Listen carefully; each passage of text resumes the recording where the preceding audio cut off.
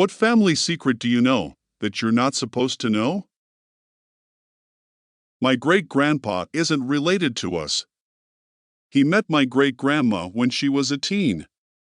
She had been raped by a traveling salesman and was pregnant. Her family kicked her out.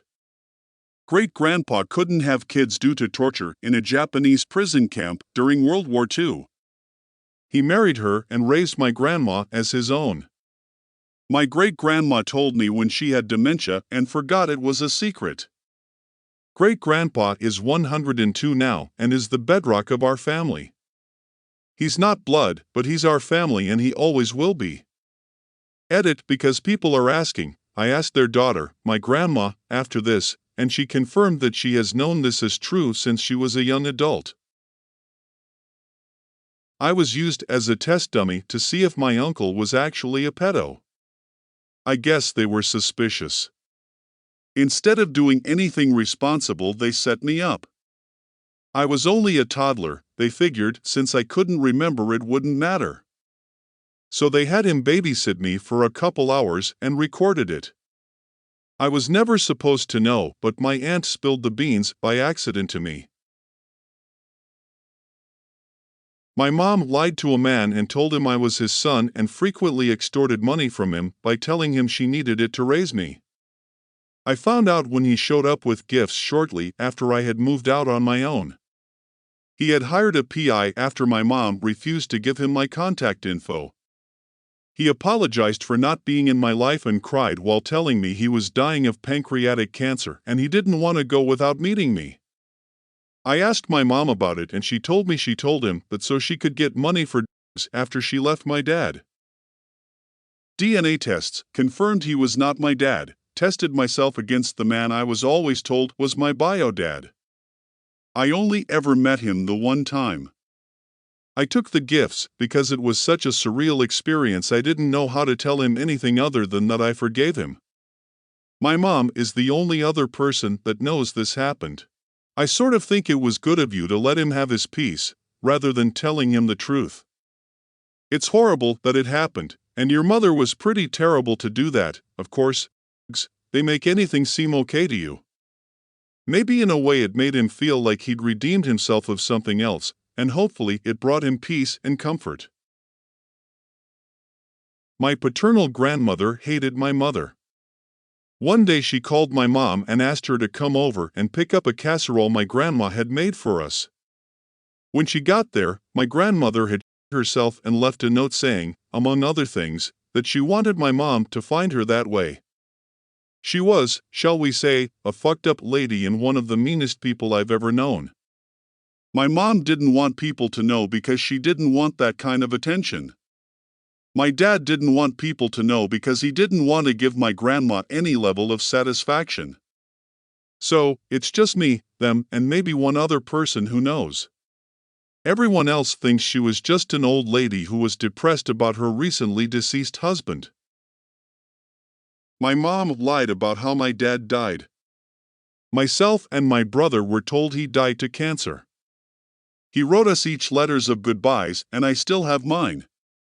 When I turned 18 the truth came out, he died in with his wife, stepmom, her lover, who was also his psychiatrist. Turned out his wife was cheating on him with his doctor, and while my dad had some psychological issues, the doctor purposely prescribed him medication that worsened his paranoia. When he found out about the affair, he shot them both and them himself. Edit, for more background, my dad had manic bipolar depression. He was prone to extreme anxiety and paranoia when off the correct medication.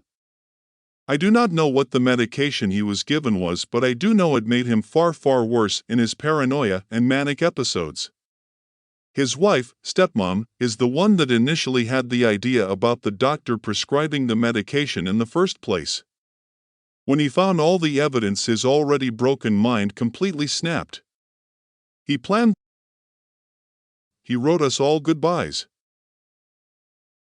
My grandma was raised in a Catholic orphanage under the pretext that she lost both her parents and siblings during the Spanish influenza. Turns out her and her dad survived, but her dad didn't want to take care of her, so he left her at an orphanage in Brooklyn and moved to Europe and started a new family. This is pretty mild, but a part of my mom's side is very, very convinced they're Irish. In all the American, kiss me I'm Irish ways. My grandparents took a trip there. They spent a lot of time at a local pub, getting to know Irish singers and poets. My cousins have very Irish names, etc., etc., etc. I took a few ancestry tests to nail down the rest of my mom's side, not a single % Irish in any of them. The family name, common in Irish Americans, is actually a Swiss surname that got translated at some point, according to the genealogy trace I also had done. My now deceased grandparents want their ashes spread into the Irish Sea, and my mom and her siblings are planning a big trip to do it. I'm taking the secret to my grave. My mom drunkenly told me that my grandfather, who has passed, always used to sit with his back against a wall in restaurants because when he was in the army in the 50s he was by other soldiers. He would always make sure his back was covered in public for the rest of his life. When my grandmother died, we found out she was married before my grandfather and had 4 kids.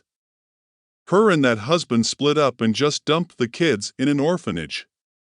Then she remarried later, had my dad and my aunt, and just never mentioned the other kids at all.